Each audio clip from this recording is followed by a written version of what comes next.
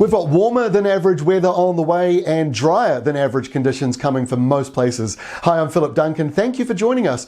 We're about to go into the long weekend for Anzac and the forecast is looking pretty good, but it might be a little bit windy in some spots. Let's kick it off with the animated map. Today we're showing air pressure. So you can see the low air pressure very clearly in the dark colours and a little bit up here to the north. Everything else is either flat air pressure or high air pressure, and we've got a lot of high pressure over the Australian zone. So with this setup, you can see there's a high out near the Chathams, and that's encouraging a very light nor'easter. You can barely feel it around the upper North Island, but it's bringing in cloudy conditions and fairly mild daytime temperatures. Now this is Thursday's setup. You can see it leans warmer than average in these northern areas around much of the North Island. You're either about average or leaning a little bit above normal. Same story in the South Island as well. On Friday, gets a little bit warmer. You can see that push to the east, so it gets a bit warmer in eastern areas. There's a bit of a westerly flow starting in the South Island, and this is going to be around for at least another week. There might be a couple of days that are cooler, but generally speaking, right through for the rest of this month, we're leaning warmer than average.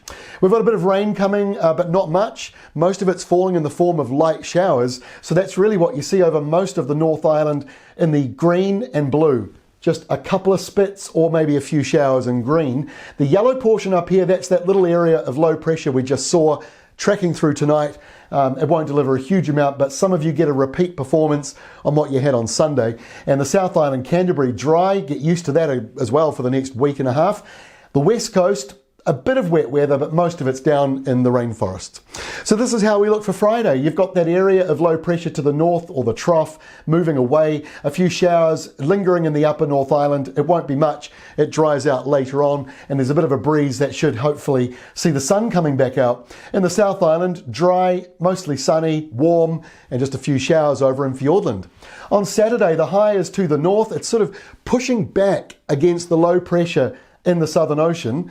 Very classic sort of autumn setup. And when it does that, you get these railroad tracks of westerlies blowing through. So the winds surge up on Saturday. They'll get gale force in the usual areas, you know, the hilltops, some of the coastal spots, Cook Strait, for example. You'll probably see those winds ramping up, but you don't have to go very far north before those winds are much lighter under high pressure, mainly dry. There could be a bit of coastal cloud though, and that can sometimes make it a little bit gloomy with a light shower or two. By Sunday, the high is getting closer. The winds ease back a little bit on Sunday as a result of that, and really not much more to talk about.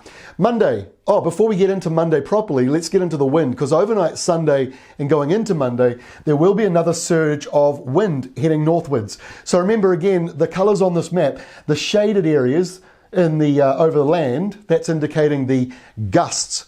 Whereas the barbs, the pointing arrows, that's just showing you the direction of the wind and the average speed. So the areas in green that you can see out at sea, that's an average wind of only about 20 or 30 k's an hour. That's less than half of gale force. So that's leaving most of the North Island fairly settled, but you can see through Cook Strait, the wind barb there is red. That indicates gales averaging through Cook Strait, and the gusts in the hills getting up over 130 k's. Now that's on the hilltops where people don't live, but gives you an understanding that this is a blustery condition really for the exposed hilly areas.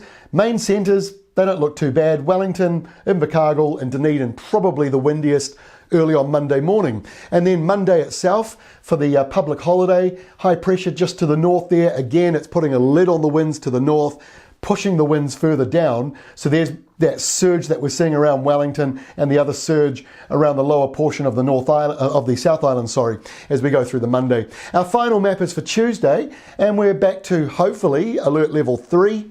High pressure is to the north, windy westerlies in the south, a little bit of west coast wet weather, it won't be much. It's mainly dry across the country, and again, it is still warmer than average in just about every part of the country. And by the way, that high for Wednesday expands right across New Zealand. That's all from me. We'll see you again on Friday with our final update before the long weekend.